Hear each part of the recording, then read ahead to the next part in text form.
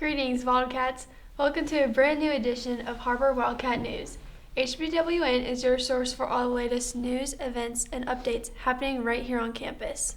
That's right, I'm Addison Farmer, and joining me is my co-host Kenna Mahan, and we're here to keep you informed on everything you need to know, whether it's academics, athletics, school events, or the buzz around campus. HBWN has you covered. We've got a full show for you today, from special ceramic celebrations to highlighting a special staff member. There's lots to get excited about. Let's not waste any time. As we wrapped up the first month of the year, HBWN reporter Connor Cook checked in with students and staff to see how their New Year's resolutions are going so far. Let's see what they have to say. We went around Har-Ber High School and asked students and teachers what their New Year's resolution was. Let's take a look. Graduate with my college degree. Yeah, to be a music teacher with my college degree. What is your New Year's resolution of 2025? My New Year's resolution is to get 8 hours of sleep every night. To read more. To get better grades and lock in this year. This year is my year. Kind of have one. I'm doing the Bible recap, so it's to read the Bible every day. So I'm kind of doing that, but I didn't really make an official New Year's resolution. Be good, just be safe and all that. What's your New Year's resolution of 2025? Just to sleep more. What's your New Year's resolution of 2025? My New Year's resolution of 2025 is to get better at piano. Thanks, Connor. It's nice to see what our students and staff are looking forward to accomplishing this year. Speaking of accomplishments, 86 Har-Ber band students tried out and made the all-region band in January. Of those 86, 44 are all-state qualifiers. Jonah Reading gives us an inside look on what it's like being a part of the Har-Ber Wildcat Band.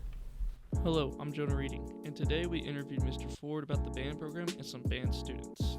One of my favorite parts about being in band is really just the people I get to hang out with there, because the main reason I want to stay in is because after school or before games, we have to go hang out and do stuff. I really just enjoy the social aspect about it because most of my friends are in band, and that's when I get to spend time with them the most.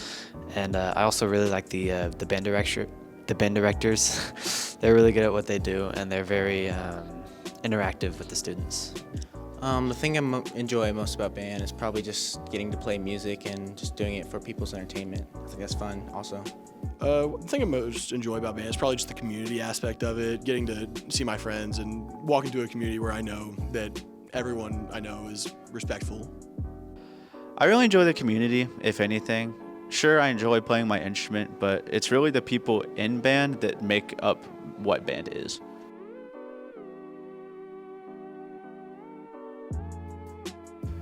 One of the main challenges for all regions is a little bit of the music is a little bit hard, but then one of the worst parts is having to sit down for like 6 hours and just be there and practice for so long. Some challenges I faced was probably the sight reading and just doing it on the spot, but once I got it, it's easy, so. I think the biggest challenge I faced was probably just making time to practice. I'm not very good at putting stuff off until the last minute, so it kind of made me find time to practice.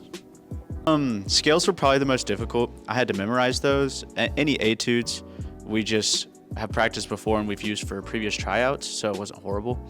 Now we interview Mr. Ford about what he'd love to see out of students and all region. Fun. I mean, that room in there is full of kids right now just getting after it. So yeah, that's my favorite thing to do is watch that. If you're gonna build a fire, I like to watch it spark.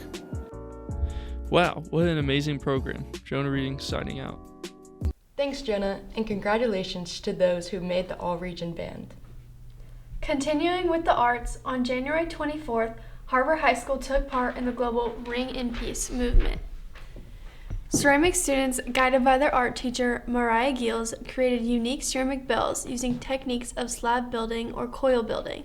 By participating in the noon bell ringing, these young artists symbolically contributed to a global moment of collective intention for peace. Courtney, Elliot, and Paulina have the story.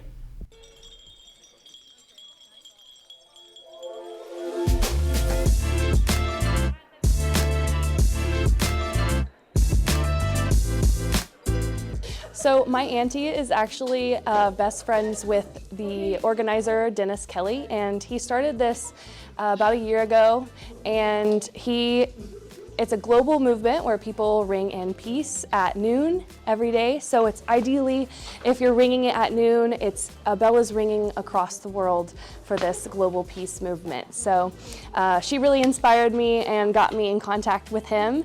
And we decided that since I teach ceramics, it's kind of perfect, so we can make handmade bells. It feels really nice to be part of something that, you put much thought into it. You're ringing for world peace, and it's really thoughtful. You bring people together to talk about bringing peace to the world. You want humans to get along with each other.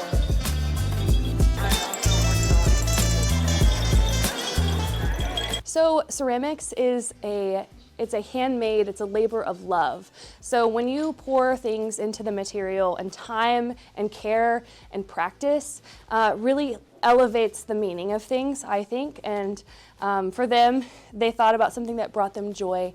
And this bell was sort of like a vessel of joy, but also peace. So that's how it kind of ties all in. So the meaning behind my bell is that this is a pet, basically, or a toy of a character from a video game I like. The character's name is Fremine. This is his penguin named Pears. And for the clapper, I wanted to include a fish, because penguin like fish.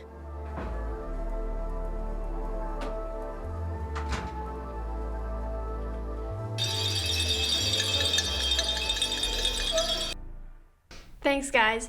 This collaborative project not only showcases the students' ceramic skills, but also demonstrates Har-Ber High School's commitment to fostering creativity, social awareness, and community engagement. Finally, to wrap up today's episode of HBWN, we'd like to take the time to highlight a staff member.